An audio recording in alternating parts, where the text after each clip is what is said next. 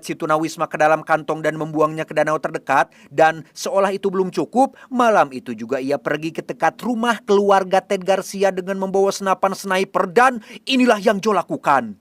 Come here and look at what purse. Eric, you should be...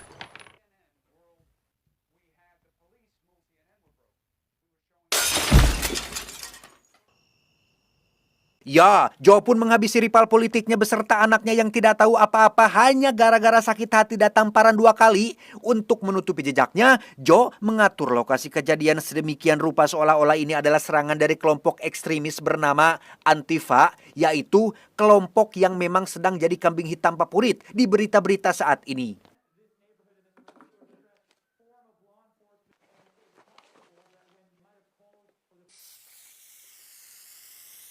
Keesokan harinya kota kecil ini pun digemparkan dan diliputi duka sekaligus ketakutan. Disinilah sisi paling licik dari Joe diperlihatkan. Sebagai sheriff, ia justru tampil paling depan memimpin penyelidikan atas kasus pembunuhan yang ia lakukan sendiri. Berdiri gagah di depan kamera sambil berjanji akan menangkap pelakunya sampai ke ujung dunia. Menyelidiki kasus sendiri, mencari tersangka yang adalah dirinya sendiri. Kurang efisien apa coba kinerja bapak satu ini?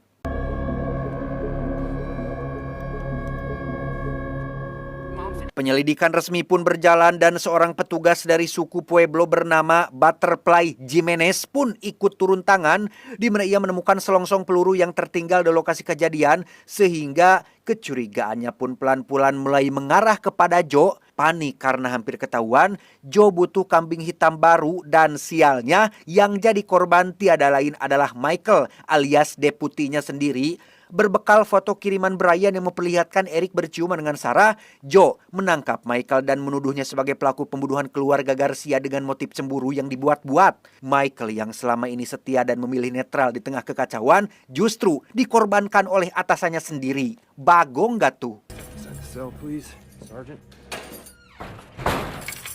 Penangkapan Michael sontak membuat amarah warga semakin menjadi-jadi. Seorang polisi kulit hitam dituduh membunuh wali kota tepat di tengah panasnya isu rasial. Kombinasi yang sempurna untuk membakar kota ini sampai ke akar-akarnya. Demo semakin besar, media nasional mulai menyorot. Dan Eddington yang dulunya kota kecil yang tenang, kini resmi jadi panggung kekacauan nasional. As darkness surrounds us, a good man. Work that will still be done and we'll see to it that it is done. Tetapi memang karma datangnya tanpa notifikasi. Sekelompok ekstremis Antifa yang asli justru benar-benar muncul di kota ini. Dan mereka bukan demonstran biasa yang bawa kardus dan spanduk, melainkan pasukan terlatih dengan persenjataan lengkap dan datang seperti pasukan khusus yang turun dari pesawat.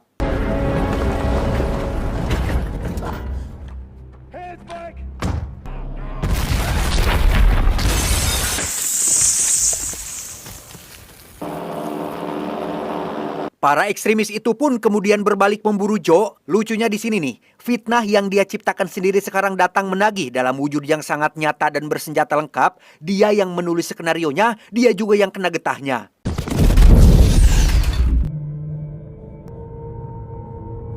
Joe berhasil lolos dan kabur kembali ke rumahnya di mana ia sempat mengira Louis sudah pulang, tapi ternyata itu hanya Dawn, ibu mertuanya yang sekarang punya teori konspirasi baru bahwa Louis dan Vernon lah yang membunuh keluarga Garcia dan sebentar lagi akan datang mengejar mereka. Belum sempat Joe menarik nafas, para ekstremis sudah menyerbu rumahnya sehingga terjadi baku tembak yang memaksanya melarikan diri ke pusat kota.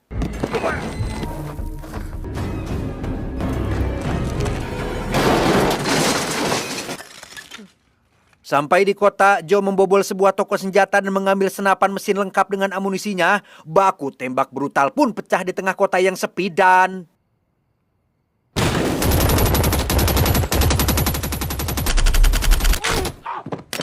Saking kacaunya pertempuran ini, Joe secara tak sengaja menembak kaki petugas Jimenez yang berada di jalanan. Dan nasib Jimenez pun berakhir tragis setelah salah satu ekstremis menembak kepalanya. Satu-satunya penyidik yang hampir membongkar kasus ini pun akhirnya gugur oleh kekacauan yang diciptakan oleh orang yang sedang dia selidiki.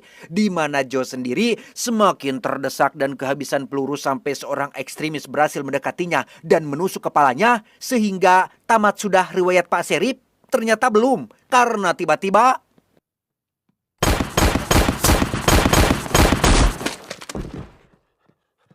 Ya, dari semua orang yang mungkin jadi penyelamat, yang muncul justru bocah galau yang